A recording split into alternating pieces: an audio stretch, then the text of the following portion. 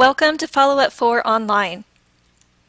Our agenda today includes virtual celebrations, program updates, inquiry check-in, formative assessment, tips on difficult conversations, and how to put fuel in our tanks.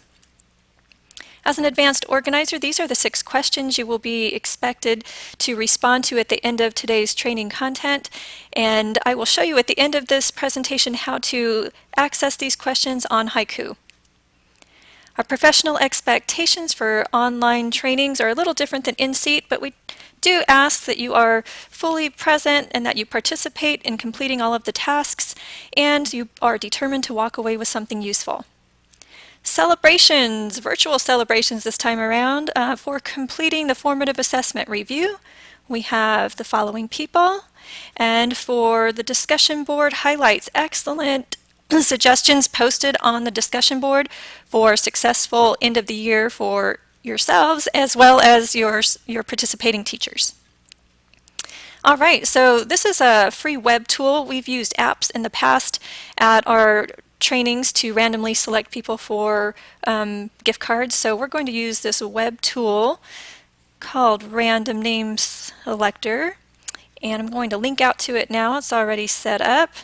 Okay, so those of you that completed the formative assessment review and posted your comments online in the discussion board have your names entered. First winner is Dee Dee. Congratulations, Dee Dee. And let's do one more. We need another winner.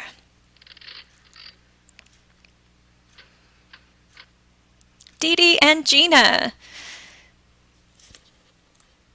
Dee Dee and Gina will be receiving an email from me with an e-gift card, $10 to Starbucks. So congratulations. Thanks again for your initiative in completing your online work. Program updates, there are quite a few. RIMS BITSA is in the process of renovating.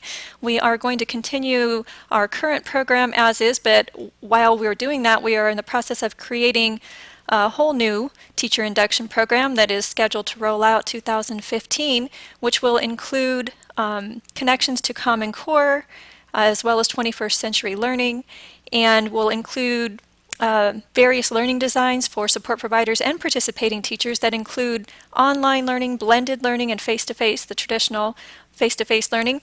And we're also in the process of creating a pilot of a completely virtual teacher induction program, which includes virtual mentors.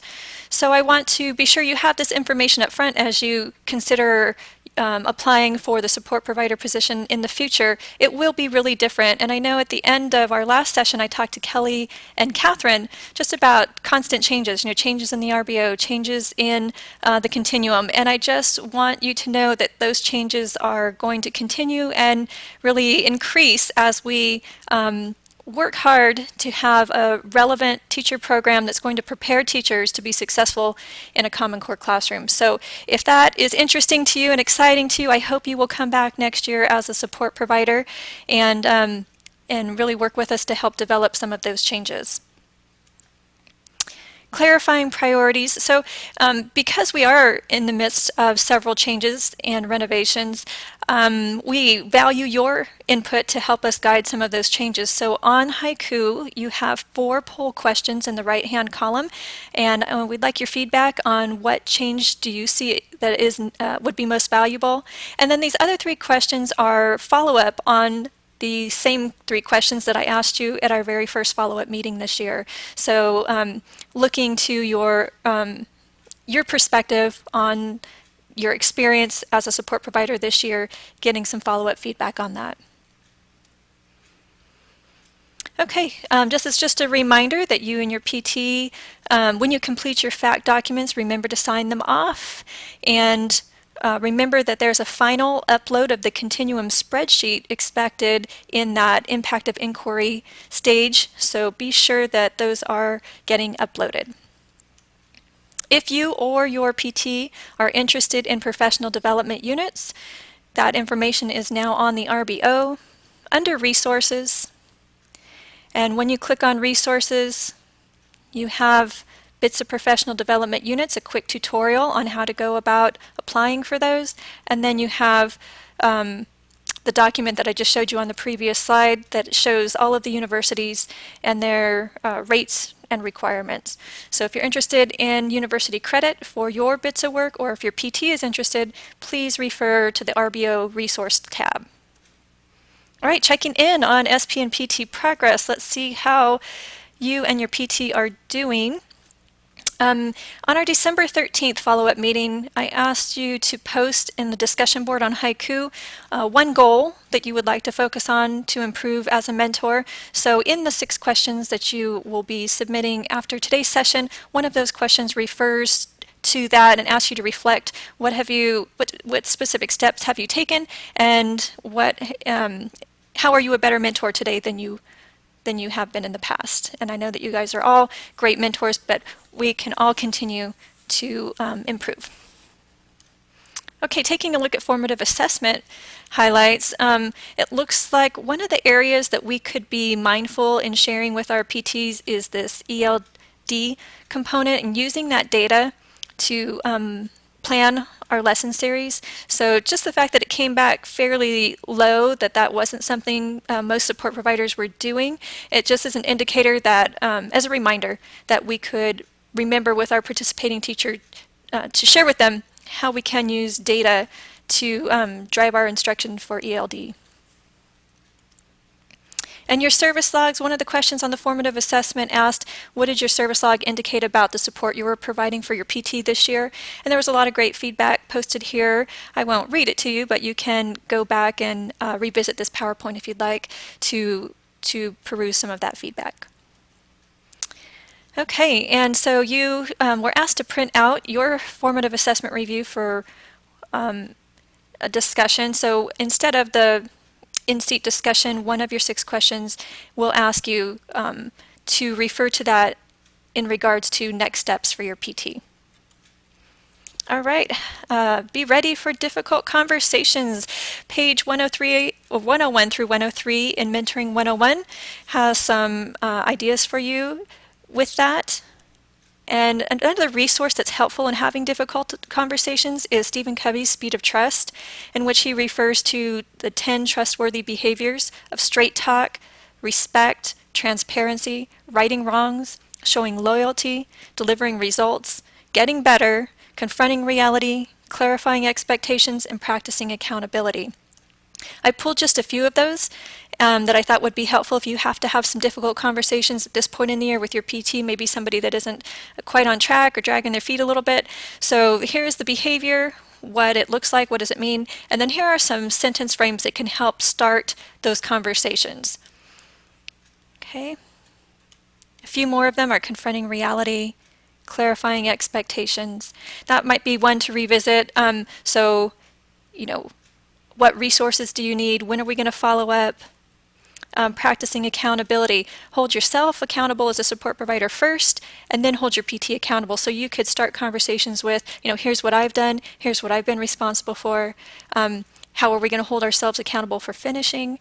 And what are the consequences, if we don't meet our timelines? So these are all just really great tips and things to consider when you are initiating or participating in a difficult conversation.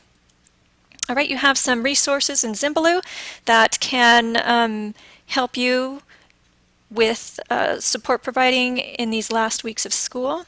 You have a link to that on Haiku. When you access the link, you just click this little orange box, add this web mix. It will prompt you to log into your Zimbaloo account that we created in the last follow-up session, and you will have access to all of these support provider resources. Pages 18 through 19 in Mentoring 101 ask you to think about how you keep yourself energized in these last weeks of school, and how can you keep your PT energized. Remember, you are supposed to bring a little card to your participating teacher at the colloquium, and so I will be giving those cards to Jody and Donna next week to get those out to you, and it's just a way for you to remind them of something that they've accomplished, something that's gone well. If you want to bring one of your own, that's fine too, but we do want to just acknowledge their accomplishments. All right, colloquium preparation. Let's look at your date is May 2nd. and you are scheduled from 4 to 6 o'clock at your district office. And so we will see you at Colloquium. Here's how you access on Haiku.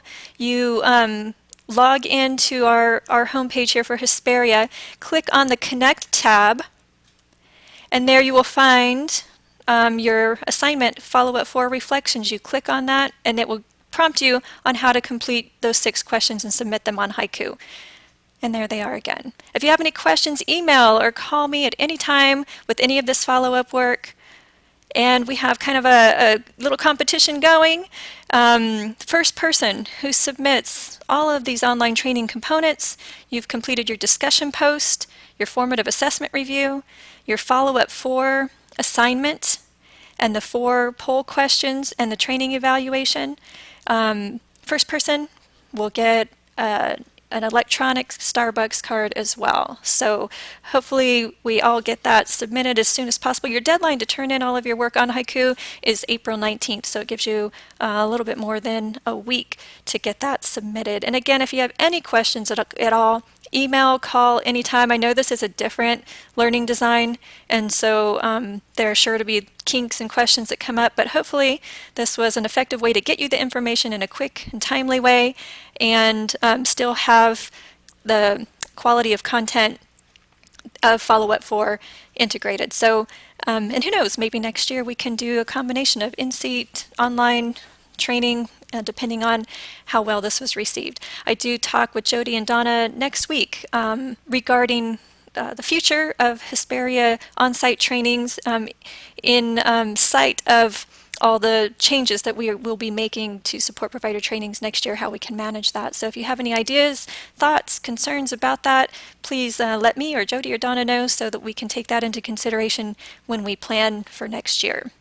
And that's it. You have access to watch this tutorial as many times as you need, and you also just have the original PowerPoint if you want to go back more slowly and revisit some of these slides or access any of the links on the slides.